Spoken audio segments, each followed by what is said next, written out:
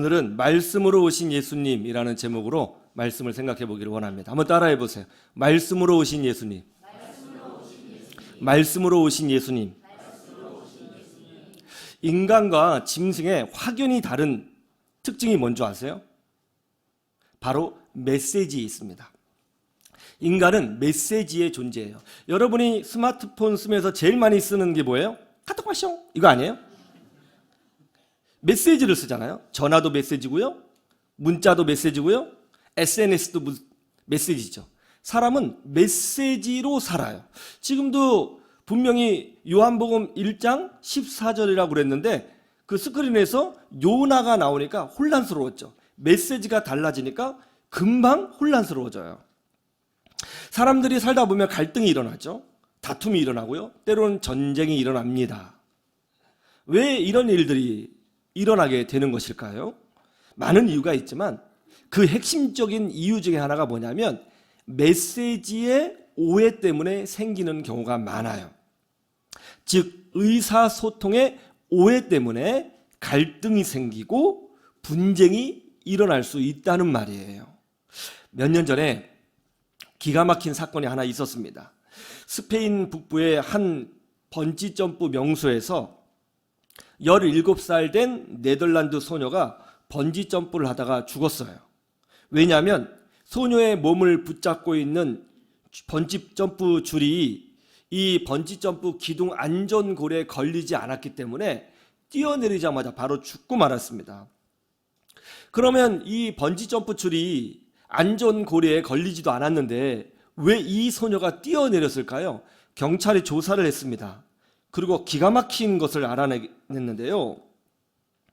이 현지 안내원의 서툰 영어 발음 때문에 이런 사건이 일어나게 됐다는 거예요. 소녀가 이제 막 뛰어내리려고 하니까 점프대 안내원이 아직 안전고리에 줄이 연결되지 않았으니까 가만히 있어라, 뛰지 말아라, 뛰면 안 된다 라고 말을 했어요. 영어로 이렇게 했어요. No jump. 쉽잖아요. No jump. 그런데 이 말을 들은 네덜란드 소녀가 뭐라고 들었냐면 no jump를 now jump으로 알아들었어요. 그래서 뛰어내리고 사망하게 된 것입니다. 여러분, 메시지가 이렇게 중요해요. 메시지가 이렇게 중요해요. 작년에 우리나라에도 비슷한 사건이 있었죠. 포항역에서 한 여학생이 택시를 탔습니다. 운전기사 아저씨가 어디 갑니까? 라고 물었어요. 그러자 여학생이 신림대학교요 이렇게 말을 한 거예요. 애매하게. 그러자 운전기사 아저씨가 한동대요? 라고 되물었어요. 그때 이 여학생이 예 라고 답변을 한 거예요. 그래서 이제 가다 보니까 택시가 이상한 곳으로 가거든요. 그때 이 여학생이 겁을 먹었습니다. 나 납치되는 거구나, 그렇게 생각을 한 거죠. 그래서 달리는 택시에서 문을 열어 뛰어내렸고 뒤따라오던 SUV 차량에 치여 이 여대생이 사망하게 되었습니다. 최근에 어제 그제 지난주에 결론이 났죠. 운전기사 아저씨가 무죄로 결론이 났습니다. 서로 메시지의 혼동 때문에 이런 사건이 벌어지게 된 거예요. 인간은 메시지의 존재입니다. 메시지 때문에 살고, 메시지 때문에 죽고, 메시지 때문에 관계가 무너지고, 메시지의 오해 때문에 분쟁과 갈등이 일어나요. 하나님이 사람을 하나님의 형상으로 창조하셨잖아요. 여기서 하나님의 형상이란 뭘까? 많은 의미가 있습니다. 한 가지의 의미가 있는 것은 아니에요. 그런데 그 중에 하나의 의미가 뭐냐면 하나님은 사람을 창조하실 때에 하나님처럼 메시지를 알아듣고 메시지를 발신하는 존재, 말씀을 알아듣고 그 말씀을 하는 존재로 창조하신 거예요. 그래서 인간만이 언어가 굉장히 중요하고 메시지가 굉장히 중요한 존재로 창조가 된 것입니다. 사실은 이 메시지의 교환 때문에 인류 문명이 발달하고 있는 것이고요. 이 메시지의 교환 때문에 가정이 이루어지고 사랑이 이루어지고 인간관계가 이루어지고 사회가 형성하게 되는 거예요. 하나님의 형상이란 바로 인간이 말씀을 알아듣고 또 하나님께 무엇인가를 기도로 요구할 수 있는 메시지를 발신하는 존재다 하는 것입니다. 그래서 가만히 우리 사회를 한번 보세요. 우리 인간들이 가장 많이 사용하는 모든 기기의 핵심은 뭐예요? 다 메시지에 관한 거예요. 여러분이 잘 쓰는 카카오톡이라든가 페이스북이라든가 밴드라든가 전화라든가 문자라든가 뭐 스마트폰 그 자체 다 메시지잖아요. 신문은 어떤가요? 메시지죠. TV는 어때요? 그것도 메시지죠. 라디오도 메시지고요. 또 여러분이 직장 생활할 때 업무간 뭐 이렇게 대화를 하면서 업무를 처리하잖아요. 다 메시지에 관한 거죠. 여러분이 위급하면 119를 누르죠. 다 메시지에 관한 것이죠. 그러면 상품을 만들어 파는 이 기업 간 비즈니스는 뭡니까? 이것도 메시지죠. 그죠? 거기는 광고도 해야 되고 홍보도 해야 되고요. 그리고 물건을 팔면서 뭔가의 본인의 뜻을 전하는 거죠. 인간은 메시지로 시작해서 메시지로 끝나는 것입니다. 인간 존재에 있어서 가장 중요한 것은 바로 메시지예요. 하나님은 이 세상을 어떻게 창조하셨다고 창세기 1장 3절에 기록되어 있어요? 하나님이 말씀으로 창조하셨어요. 1장 3절에 보니까 이렇게 기록되어 있습니다. 하나님이 이르시되 빛이 있으라 하시니 빛이 있었고. 하나님이 세상을 말씀으로 창조하셨어요. 하나님이 세상을 말씀으로 창조하셨다. 이것이 무슨 의미일까요? 하나님이 세상을 말씀으로 창조하셨다는 이 말을 이렇게 바꿀 수 있어요. 하나님은 이 세상에 하나님의 메시지를 담아 놓으셨다라는 뜻이에요. 하나님이 창조하신 이 세상은 아무런 의미가 없이 그저 존재하고 있는 것이 아니라 모든 창조물 하나하나에 하나님의 목적과 뜻이 담겨져 있는 메시지가 있는 거예요. 아직 우리가 그것을 다 발견하지 못했을 뿐인 것입니다. 하나님은 말씀하시는 분이에요. 여러분 성경을 보세요. 하나님은 꾸준히 말씀하세요. 그리고 수천 년간 내려온 이 성경을 뭐라고 그래요? 우리는요? 하나님의 말씀이라고 그래요. 하나님은 말씀하시는 분이에요. 이것이 하나님의 아주 독특한 속성인 것입니다. 하나님은 끊임없이 우리에게 하나님의 목적과 뜻을 알려주시기를 원해요. 그래서 하나님은 끊임없이 우리에게 메시지를 보내고 계십니다. 다만 메시지를 수신하는 우리가 영적으로 둔감하고 또 죄로 타락되어져 있기 때문에 하나님의 메시지를 온전히 수신하지 못하는 것이 문제이죠. 하나님은 끊임없이 우리에게 메시지를 보내고 계십니다. 그래서 기독교에 있어서 가장 중요한 게 뭐냐라고 물으면 바로 말씀인 거예요. 어떤 분은 기도가 중요해요. 어떤 분은 찬송이 중요해요. 어떤 분은 성도 간의 교제가 중요해요. 그렇게 말을 하는데요. 물론 그런 것도 굉장히 중요하지만 사실은 기독교에서 가장 중요한 것, 성경적으로 가장 중요한 건 뭐냐면 하나님의 뜻이에요. 하나님의 메시지, 하나님의 말씀이 가장 중요한 것입니다. 벌코프의 조직신학이라는 책이 있어요. 전 세계 장로교 신학교에서 교과서로 쓰고 있는 교리서적입니다. 벌코프의 조직신학이라는 책이 있는데요. 이 장로교는 이게 뭐 이제 교과서예요. 이 책에 보면 그 교회 표지라는 부분이 나와요. 교회 표지. 이 교회 표지가 뭐냐면 이 교회가 정통교회인가 아니면 사이비인가, 이 교회가 참교회인가 아니면 가짜 교회인가를 구별하는 표지라는 뜻이에요. 진짜냐 가짜라를 구별하는 표지. 그것이 뭘까요? 이 책에 보면 이렇게 설명되어 있어요. 이단이 일어났을 때 참된 교회를 인식하는 표지가 무엇인지 천명할 필요가 생겨났다. 개혁신학에 있어서의 교회의 표지는 말씀이다. 말씀을 참되게 선포하고 그것을 삶의 기준으로 인식하는 것이 교회의 유일한 표지이다. 자, 교회란 무엇인가요? 예수님을 모든 시대에 유일한 나의 구주로 믿고 있는 성도들의 모임 자체가 교회예요. 그런데 이 모임이 진짜 교회인지 헛된 교회인지 가짜 교회인지 그것을 어떻게 알아요? 그 교회 안에 말씀이 제대로 선포되고 있느냐가 중요하다는 거예요. 그러니까 아무리 믿는 사람들이 많이 모여 있어도 말씀이 제대로 선포되지 않으면 또는 말씀의 선포가 없으면 그거는 교회가 아니라는 겁니다. 그러니까 교회에서 가장 중요한 핵심 요소는 뭐예요? 말씀이 제대로 선포되고 있느냐가 제일 중요한 거예요. 그것이 교회의 핵심 요소예요. 교제도 아니고 기도도 아니고 중보기도도 아니고 뭐 열심히 봉사하는 것도 아니고 또 가난한 사람 도와주는 것도 아니에요. 그거는 교회의 핵심 요소가 아닙니다. 체육대회도 아니에요. 소풍 가는 것도 아니에요. 말씀이 교회의 핵심 요소예요. 하나님이 교회를 세우신 목적은 사람 목회자를 통해서 말씀이 선포되게 하시고 그의 백성들이 교회에서 선포된 말씀을 듣고 하나님의 메시지를 발견하여 하나님의 뜻대로 살게 하기 위하여 교회를 세우신 것입니다. 이게 뭐 객관적인 사실이죠. 여러분 오늘 교회에 나오셨는데 왜 교회에 나오셨어요? 찬송 부르려고 오셨어요? 아니면 기도하러 오셨습니까? 사실은 교회에 온 목적 자체가 사실은 뭐 때문에 온 거예요? 하나님의 메시지를 찾기 위해서 온 거예요. 말씀을 듣기 위해서 온 것입니다. 오늘 나에게 주시는 메시지, 내 삶의 문제 가운데, 자녀 교육 가운데, 내 건강 가운데, 내 인생의 여러 상황 가운데 과연 하나님께서 나에게만 주시는 메시지가 무엇인가를 듣기 위하여 예배당에 오신 거예요.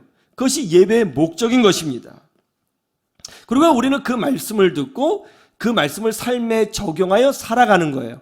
물론 어떤 사람은 똑같이 예배당에 앉아 있어도 하나님의 메시지를 전혀 못 듣는 사람도 있고 어떤 사람은 기가 막히게 성령의 음성을 듣는 사람도 있습니다.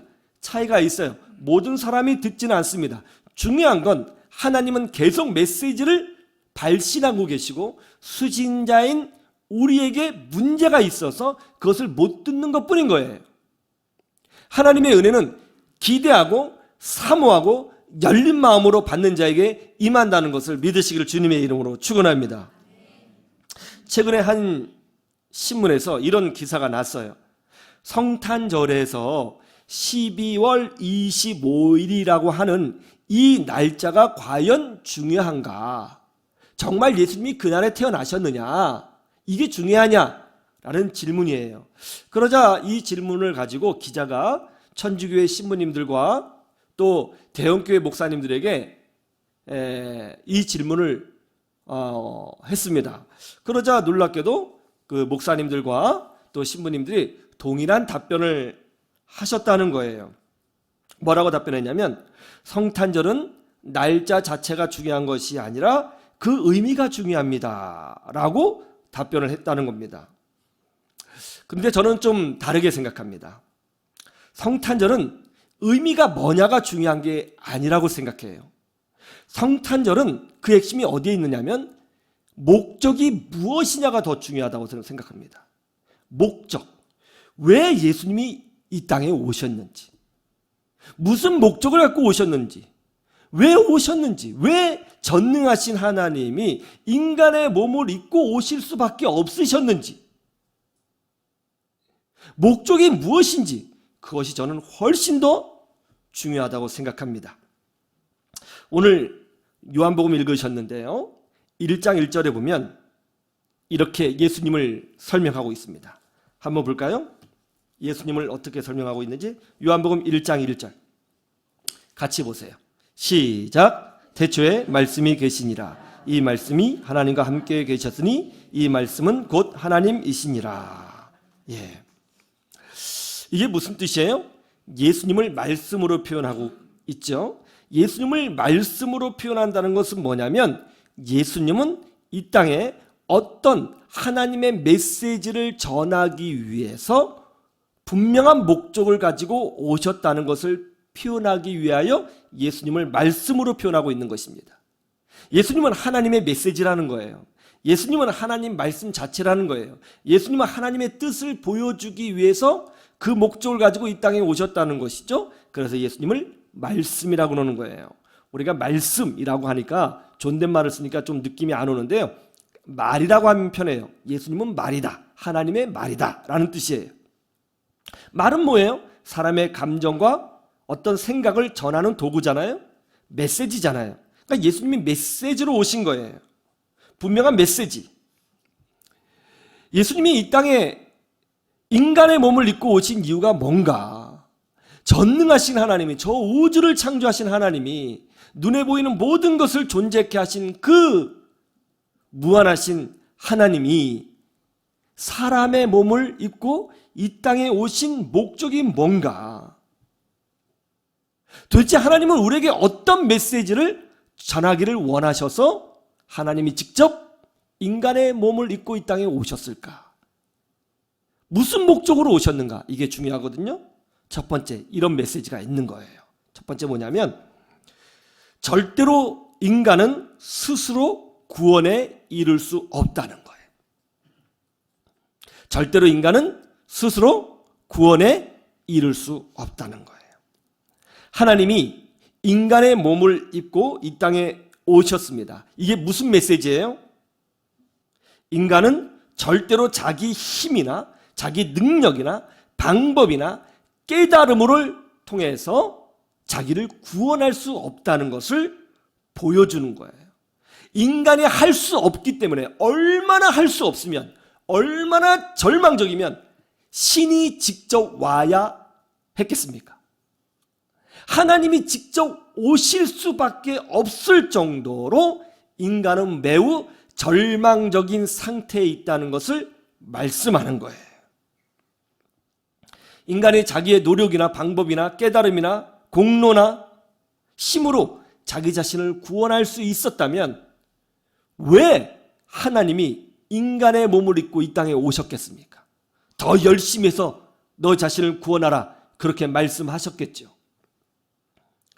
인간은 하나님이, 즉 신이 이 땅에 오셔서 인간의 몸을 입고 인간 대신 죽으셔야 할 만큼 아주 비참한 저주와 절망과 하나님의 심판 가운데 있다는 것을 하나님이 설명하고 있는 것입니다. 인간이 그거를 인식하지 못하는 것이죠. 그래서 우리는 성탄절을 통해서 아기 예수님을 볼 때마다 도대체 인간이 얼마나 심각한 상황에 있기에, 얼마나 절망적인 상황에 있기에 하나님이 직접 오셔야 했는가, 이것을 생각할 수 있어야 되는 거예요. 지난주 중보기도 세미나에서 송효진 목사님이 개인적인 간증을 해주셨습니다. 송 목사님이 가족과 함께 울진 바다에 여행을 갔습니다. 작은 해변이어서 안전하다 생각했습니다. 그래서 아이들과 함께 해변가에서 놀고 있는데 갑자기 큰 파도가 들이닥쳤습니다. 그리고 파도가 나가면서 튜브에 타고 있는 아이를 쓸고 내려갔어요. 아이가 바다에 떠밀려가면서 아빠! 하고 소리를 쳤습니다. 송 목사님이 눈을 들어보니까 아이가 저만큼 바다 가운데로 흘러가고 있는 거예요. 흘러가고 있는 것이죠. 그래서 이제 송 목사님 놀래서 바다에 뛰어들어서 막 수영을 해서 이제 아이 튜브를 잡고 끌어당기려고 한 거예요.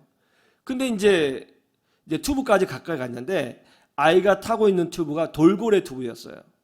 그래서 아빠를 잡으려고 한 손을 놓치는 순간 확 뒤집어져서 아이가 풍덩 빠진 겁니다. 그래서 송 목사님이 아이를 자꾸 꺼내려고 하는데요, 이 어린아이가 공포심에 질렸잖아요.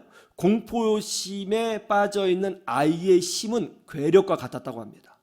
아빠를 막 잡아 뜯고 짓누르는데요, 어떻게 할 수가 없었다는 거예요. 그래서 아이하고 막 사투를 벌였다는 것이죠. 그러다가 파도가 치고 바닷물을 마시게 되고 영국 바닷물을 마시면서 힘이 쭉 빠지게 됐고 바닷속으로 빠지게 된 거예요. 아무 힘을 쓸 수가 없더라는 거예요. 송 목사님이 좀 보기엔 그래도 수영 좀 하거든요. 수영을 잘합니다. 그런데 힘을 못 쓰겠다는 거예요. 머리끝부터 발끝까지 아무런 힘을 쓸 수가 없었습니다. 그래서 바닷속에 쑥 빠지면서 마지막으로 기도했대요. 하나님, 우리 애는 꼭 살려주세요. 제발 살려주세요. 하고 정신을 잃은 거예요. 바닷속으로 들어가 버린 것이죠.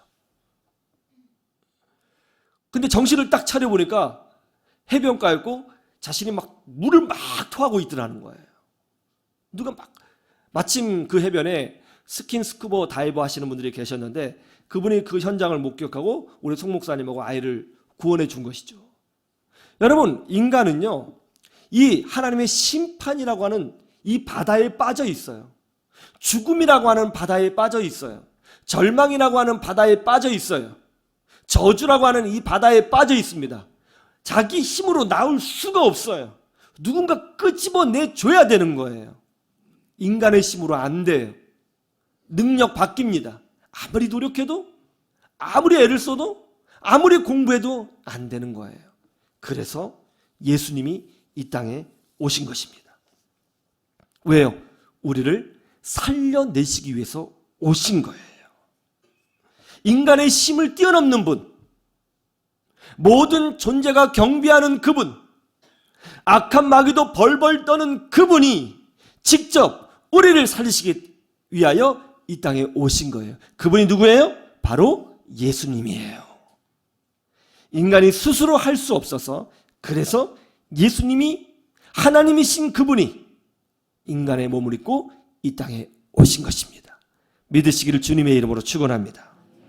두 번째는 목적이 뭐냐면 살리기 위해서 오셨다는 거예요. 누구를요? 우리를요. 우리를 살리기 위해서 오신 거예요. 의미가 중요하지 않아요. 이 목적이 중요한 거예요. 살리기 위해서 오셨어요.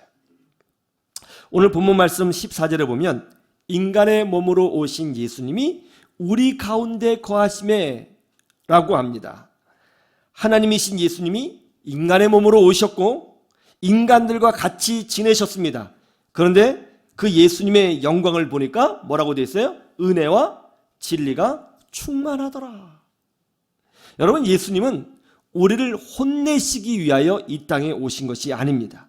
야, 이 죄인들아, 너희들은 이제 심판받는다, 각오해라, 이렇게 혼내시려고 오신 것이 아니에요. 예수님은 하나님의 말씀, 하나님의 메시지로 오셨는데 하나님의 마음을 전달하기 위해서 오셨어요. 예수님의 메시지는 뭡니까? 은혜라는 거예요. 뭐라고요? 은혜라는 거예요. 여러분, 은혜가 뭐죠? 은혜란 받을 자격이 없는 자에게 주시는 하나님의 사랑과 축복을 말하는 거예요. 받을 자격이 없어요. 조건이 없어요. 이유가 없어요. 그럼에도 불구하고 주시는 사랑, 그럼에도 불구하고 주시는 용서, 그럼에도 불구하고 주시는 하나님의 축복, 이거를 은혜라고 하는 거예요. 예수님은 하나님의 은혜가 무엇인지를 보여주시기 위하여 이 땅에 오신 것입니다. 하나님의 마음이 바로 은혜의 마음이라는 것을 보여주시기 위해서 이 땅에 오신 거예요. 그것이 하나님의 메시지입니다. 베드로가 예수님을 3번이나 욕하고 배신했습니다. 그는 사도로서 자격이 없습니다. 그러나 어떻게 됐어요? 부활하신 예수님이 베드로를 회개도 하기 전에 먼저 찾아가셨고, 그리고 품어주셨고, 그 배신자였던 베드로를 아무런 조건이 없이 다시 큰 사도로 세워주셨어요. 사도 바울은 교회를 핍박하던 사람이었습니다. 그런데 주님께서 아무런 조건이 없이, 이유가 없이 그를 직접 먼저 만나 주셨고 용서하셨을 뿐만이 아니라 사도의 직분을 주셔서 하나님 나라의 기둥이 되도록 만들어 주셨습니다. 사도 바울이 사역하는 동안 수많은 사람들이 사도 바울의 자격에 대해서 의심했습니다. 저렇게 교회를 핍박했던 사람이 어떻게 사도가 되는가? 그리고 손가락질을 했습니다. 그러나 그럼에도 불구하고 우리 예수님은, 성령 하나님은 사도 바울과 항상 함께하여 주셨습니다. 마태는 아주 세속적인 사람이었죠. 세리였습니다. 문제가 많은 사람이에요. 정통 유대인은 세리 직업을 갖지 않습니다. 근데 마태는 정통 유태인인데 세리 직업을 갖고 있는 걸 보니까 굉장히 타락되고 세속적인 그런 사람이었던 것 같아요. 그런데 어느 날 예수님이 아무런 조건 없이 마태를 찾아오셨습니다. 그리고 이렇게 말씀하셨죠. 나를 따르라. 그러자 마태는 예수님을 집으로 초대하여 식사 대접을 했습니다. 그때 예수님이 기쁘게 마태와 식사하시면서 마태를 축복해 주셨습니다. 그러자 그 자리에 있었던 바리새인들이 수군거리기 시작했습니다. 아니, 저 인간이 얼마나 나쁜 놈인지 아신다면 예수님이 저렇게 축복하실 리가 없어. 저런 놈하고 같이 식사하시면 안 되지. 저 사람이 저런 자격이 있는 사람이야? 그렇게 말을 했어요. 그러자 우리 주님께서 그 소리를 들으시고 이렇게 말씀하셨습니다. 건강한 사람에게는 의사가 필요 없다. 병든 사람에게 의사가 필요 있는 법이지.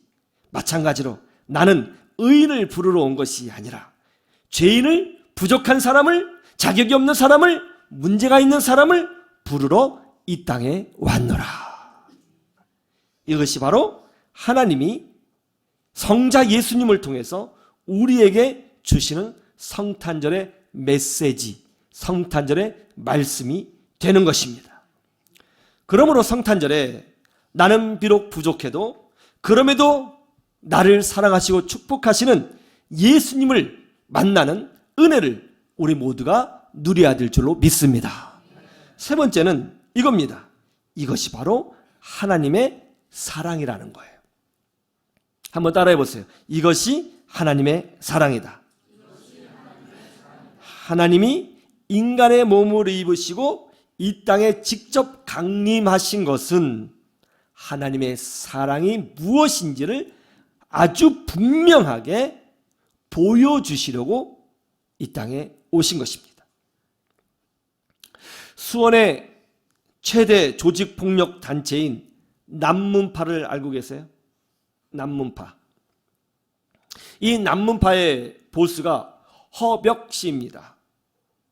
그런데 놀랍게도요, 이 분의 어머니는 기도를 많이 하는 권사님이셨어요. 믿음의 어머니였습니다. 아들이 조직폭력배의 보스라는, 조직폭력의 그 단체의 보스라는 말에 이 권사님이 날마다 울면서 기도하셨어요. 그리고 아들을 볼 때마다 야, 너 그러면 안 된다. 이제 하나님께 돌아와라. 돌아와라. 그렇게 사정하듯이 아들에게 말을 했습니다. 그래도 아들은 그런 어머니의 간청을 듣지 않고 날마다 사고를 쳤어요. 그리고 감옥에도 여러 번 들어갔다 나왔다 했습니다. 하루는 이제 그 아들이 집에 돌아왔는데 어머니가 보이지 않는 거예요. 그래서 어디 가셨지? 하고 알아보니까 어머니가 교회에서 아들을 위해서 열심히 기도하시다가 돌아오시는 길에 교통사고를 당해 중환자실에 들어가게 되었다는 것입니다. 병원에 찾아갔습니다. 어머니가 위독했습니다. 이제 산소 호흡기만 뽑으면 어머니가 돌아가시는 거예요. 그래서 어머니를 붙잡고 울면서 얘기했습니다. 엄마! 이대로 가면 어떡해? 내가 정말 나쁜 놈이에요. 엄마! 눈 좀 떠봐요. 엄마! 내가 정말 나쁜 놈이야. 엄마! 하고 엉엉 울었어요. 그때 죽어가고 있는 이 엄마가 마지막 힘을 다해서 눈을 뜨고 아들의 얼굴을 마치 어린아이의 얼굴을 만지듯이 만지면서 이렇게 말을 했습니다. 아유, 사랑하는 아들, 아니야. 넌 정말 착하고 예쁜 아기야. 엄마는 다 알아. 엄마가 기도 많이 해서 엄마 먼저 천국에 있을 테니까 우리 아들 거기서 보자. 알았지? 알았지? 하면서 숨을 거두었습니다. 그렇게 사고를 쳐도 나를 사랑하신 어머니, 그렇게 문제를 많이 일으켜도 나를 이쁘다고 말씀해 주시는 어머니, 순간 그의 인생이 달라졌습니다. 과거에 허벽이는 죽었다, 이렇게 다짐했습니다. 그리고 어머니가 유품으로 남겨준 성경책을 다 읽었습니다. 그리고 예수님을 영접했습니다. 그리고 수원제일교회 집사가 되었습니다. 그리고 전도를 얼마나 많이 했는지 그 교회에서 전도 1등왕이 되었습니다. 예수님이 이 땅에 오신 이유는 하나님의 사랑이 무엇인지 보여주시려고 이 땅에 오신 것입니다. 이것이 예수님을 통해서 우리에게 말씀하시는 하나님의 메시지입니다. 사람은 오직 사랑으로만 변화될 수 있습니다. 그래서 우리 주님이 사랑으로 이 땅에 오신 거예요. 예수님이 말씀으로 오셨습니다. 하나님의 메시지로 오셨습니다. 어떤 메시지예요? 하나님의 은혜와 사랑의 메시지로 오신 거예요. 성탄절에 더 많이 감사하시기를 주님의 이름으로 축원합니다. 그래서 지금도 우리에게 끊임없이 메시지를 보내고 계시는 하나님의 사랑의 메시지를 이번 성탄절에는 분명히 수신할 수 있는 그런 영적으로 깨어있는 믿음의 사람이 되기를 주님의 이름으로 축원합니다. 축원합니다.